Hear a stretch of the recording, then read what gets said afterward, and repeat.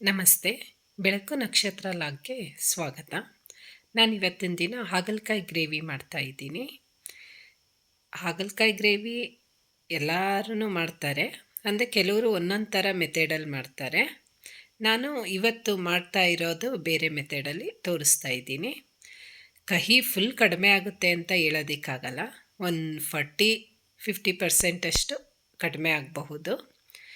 ಈ ರೀತಿ ಸಾಮಗ್ರಿಗಳನ್ನ ಇಟ್ಕೊಂಡಿದ್ದೀನಿ ನಾನು. ಹಾಗಲಕಾಯಿ ಒಂದು 4-5 ತೊಗೊಂಡಿದ್ದೀನಿ, ಚಿಕ್ಕದಾಗಿ ಹಚ್ಚಿಟ್ಕೊಂಡಿದ್ದೀನಿ. ಮತ್ತು ಇದು ರುಬ್ಬೋದಕ್ಕೆ ಸ್ವಲ್ಪ ಕಾಯಿ, ಒಂದು ಈರುಳ್ಳಿ, ಟೊಮೊಟೊ 3 ಮತ್ತು ಬೇಳೆ ಸಾಂಬಾರು ಪೌಡರು ಇಷ್ಟನ್ನು ರುಬ್ಬೋದಕ್ಕೆ ಇಟ್ಕೊಂಡಿದ್ದೀನಿ. ಮತ್ತು ಸ್ವಲ್ಪ ಬೆಲ್ಲ, ಹುಣಸೆಹಣ್ಣಿಗೆ ಸ್ವಲ್ಪ ನೀರು ಹಾಕಿ ಇಟ್ಕೊತಾ ಇದ್ದೀನಿ ನಾನು.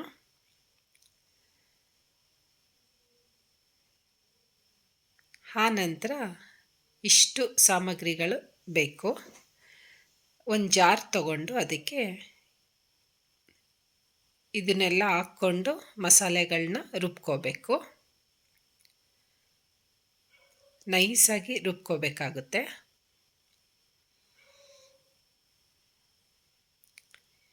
ಈಗ ರುಬ್ಬಿದಾಗಿದೆ. ಈ ರೀತಿ ಮಸಾಲ ರೆಡಿಯಾಗಿದೆ. ಈಗ ಸ್ಟವ್ ಆನ್ ಮಾಡಿಕೊಂಡು ಒಂದು ಬಾಣಲಿ ಇಟ್ಕೊತಾ ಇದ್ದೀನಿ. ಅದಕ್ಕೆ ಒಂದು 2 ಸ್ಪೂನಷ್ಟು ಎಣ್ಣೆ ಹಾಕ್ಕೋತೀನಿ. ಆ ಎಣ್ಣೆ ಕಾದಿದ ನಂತರ ಹಾಗಲಕಾಯಿ ಹಚ್ಚಿಟ್ಕೊಂಡಿದ್ನಲ್ಲ, ಆ ಹಾಗಲಕಾಯಿ ಹಾಕ್ಕೋತಾ ಇದ್ದೀನಿ. ಆ ಎಣ್ಣೆಯಲ್ಲಿ ಫ್ರೈ ಮಾಡಬೇಕು. ಅದು ಫ್ರೈ ಆಗ್ತಾ ಆಗ್ತಾ ಅದು ಅರ್ಧದಷ್ಟು ಆಗುತ್ತೆ ಹಾಗಲಕಾಯಿ. ಒಂದು 10 ನಿಮಿಷನೇ ಫ್ರೈ ಮಾಡಬೇಕನ್ಸುತ್ತೆ. ಸ್ವಲ್ಪ ಅರಿಶಿನ ಪೌಡರ್ ಹಾಕ್ಕೋತೀನಿ, ಮತ್ತೆ ಹುರ್ಕೋತೀನಿ.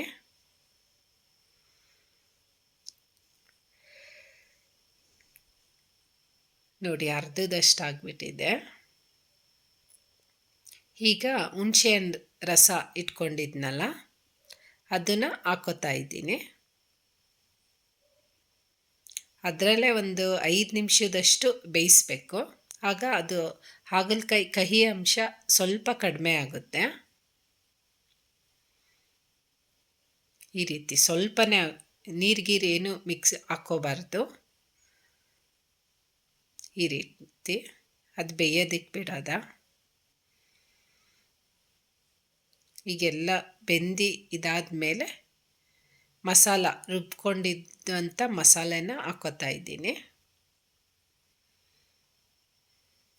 ಸ್ವಲ್ಪ ಮಸಾಲೆನಲ್ಲೇ ಸ್ವಲ್ಪ ಹುರ್ಕೋಬೇಕು. ಆ ಮಸಾಲ ಹಸಿ ಸ್ಮೆಲ್ ಹೋಗಬೇಕು. ಹಾಗಾಗಿ ಆನಂತರ ಸ್ವಲ್ಪ ನೀರು ಆ್ಯಡ್ ಮಾಡ್ಕೋತೀನಿ. ಈಗ ಉಪ್ಪನ್ನು ಹಾಕ್ಕೋತೀನಿ ರುಚಿಗೆ ತಕ್ಕಷ್ಟು. ಜಾಸ್ತಿ ನೀರೇನು ಹಾಕ್ಕೋತಾ ಇಲ್ಲ, ಸ್ವಲ್ಪ ಗ್ರೇವಿ ಟೈಪೇನೆ ಮಾಡ್ತಾ ಇದ್ದೀನಿ.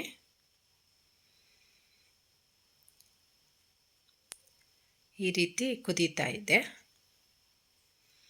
ಈಗ ಬೆಂದಿದ್ದು ಆದಮೇಲೆ ಲಾಸ್ಟ್ ಮೂಮೆಂಟಲ್ಲಿ ಬೆಲ್ಲ ಹಾಕ್ಕೋತೀನಿ.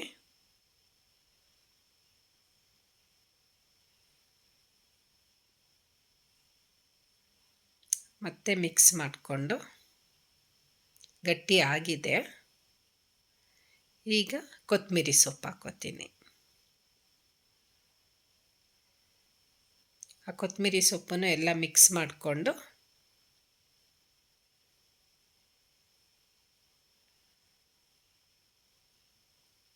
ಈಗ ಒಂದು ಸರ್ವಿಂಗ್ ಪ್ಲೇಟ್ಗೆ ಹಾಗಲಕಾಯಿ ಗ್ರೇವಿನ ಹಾಕ್ಕೋತಾ ಇದ್ದೀನಿ.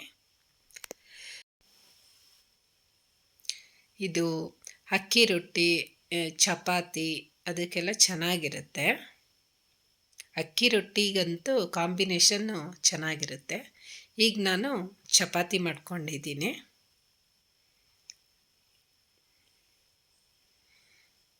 ಹಾಗಲಕಾಯಿ ಗ್ರೇವಿ ಚಪಾತಿ ರೆಡಿಯಾಗಿದೆ. ನಿಮಗೂ ಈ ಮೆಥಡ್ ಇಷ್ಟ ಆಯಿತಾ? Thank you.